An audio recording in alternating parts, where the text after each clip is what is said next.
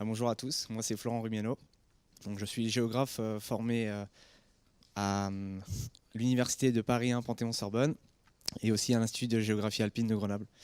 Donc, je suis actuellement en première année de thèse au sein de l'école doctorale Gaïa et ma thèse porte sur la modélisation spatiale de la mobilité animale, assimilation des données d'observation de la Terre pour l'étude des contacts entre faune domestique et faune sauvage et la transmission d'agents pathogènes, l'exemple des populations herbivores à la périphérie des aires protégées en Afrique australe. Donc c'est une thèse qui est encadrée par Anne Listran du CIRAD UMR Tétis et Alexandre Caron du CIRAD UMR Astre. Donc cette thèse s'inscrit au sein du projet TEMPO, donc télédétection et modélisation pour la mobilité animale.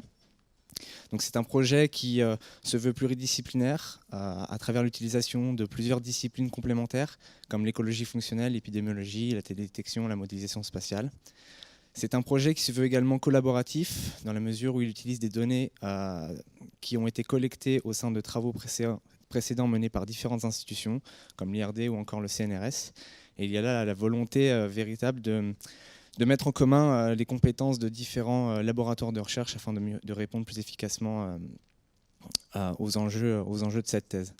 Donc, c'est une thèse qui s'articule en 3 axes principaux qui ont pour but de répondre aux enjeux de préservation de la biodiversité et du développement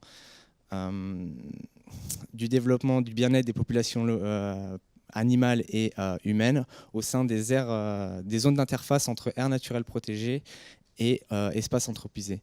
En Afrique australe, donc à Hwange National Park, Gonarezu National Park au Zimbabwe et au Nord Kruger en Afrique du Sud. Donc le premier axe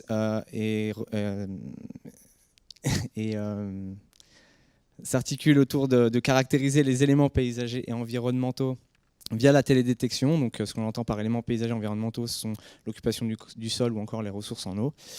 Le deuxième axe est de modéliser donc, le mouvement et de deux populations animales caractéristiques de ces écosystèmes, donc l'une sauvage, donc le buff, Syncerus cafer, et l'une domestiquée, la vache, le Bostorus et le Bos indicus, pour caractériser dans le temps et dans l'espace leurs mouvements et leurs contacts potentiels, pour ensuite, dans un troisième axe, développer des modèles de transmission d'agents pathogènes.